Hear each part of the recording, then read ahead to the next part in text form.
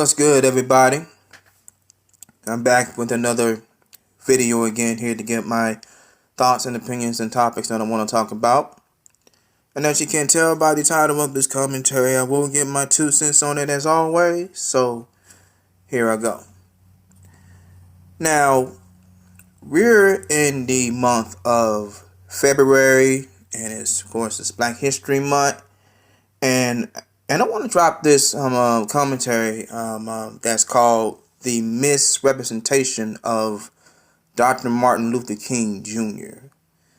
And of course, last month it was his birthday, and the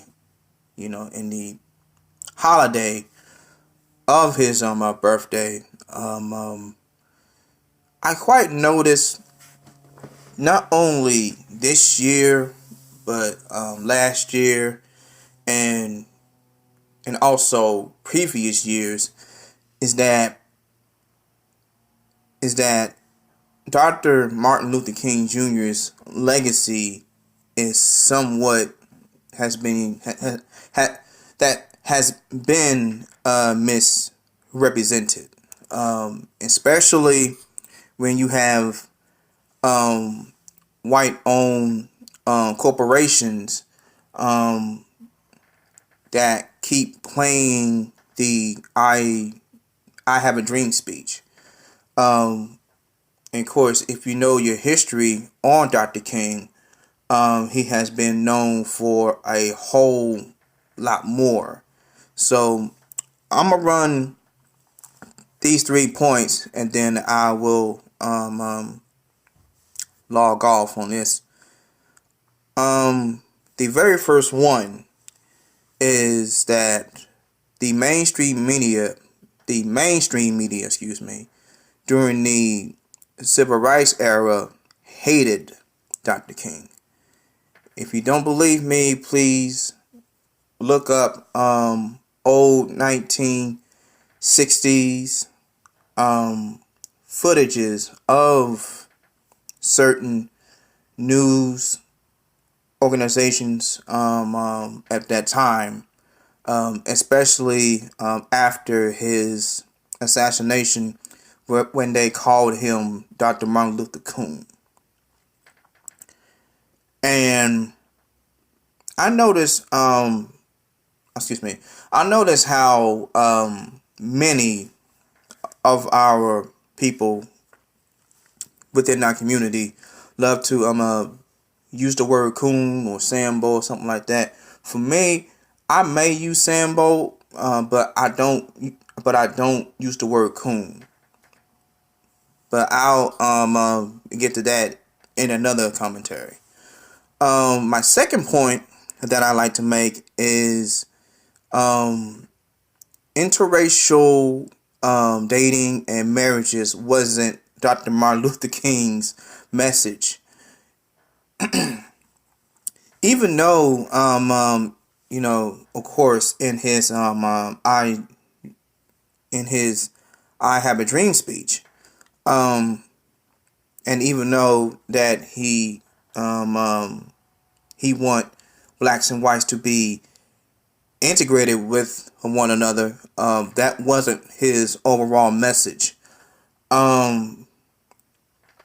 It was Loving versus Virginia made it possible for interracial couples to be married.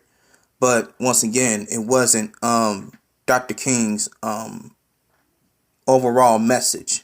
It was part of his I have a dream speech, but it wasn't his overall message. And the last point that I want to make is Dr. King was, during his last few moments of his life, that he was fighting for economic justice before his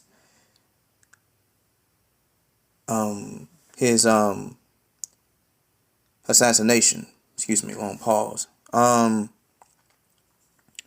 We cannot forget that during the last few moments of his life that he was fighting for economic inclusion for our people, especially right here in Memphis, where he was fighting for the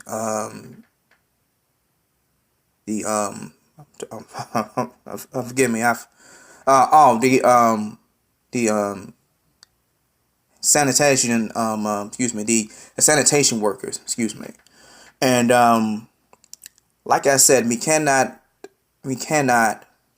and will not forget his even though he I preached about integration. um um Dr. King also became aware that racist white society will not let go of systematic racism and white supremacy. So he had to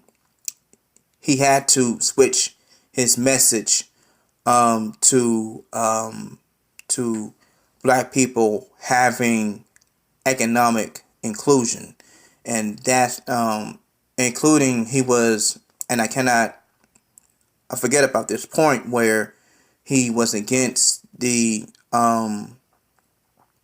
I forgot which war it was. It's on the tip of my tongue in my head, also in my head. Excuse me. Um, Someone will put it in the comment section, but he was also against the war that was during the 1960s as well. But his overall message, his last message to the black community is he was preaching about economic inclusion and having our people to have reparations as well. So that's all I really have to say. If you like this commentary, please give a like, comment, and subscribe.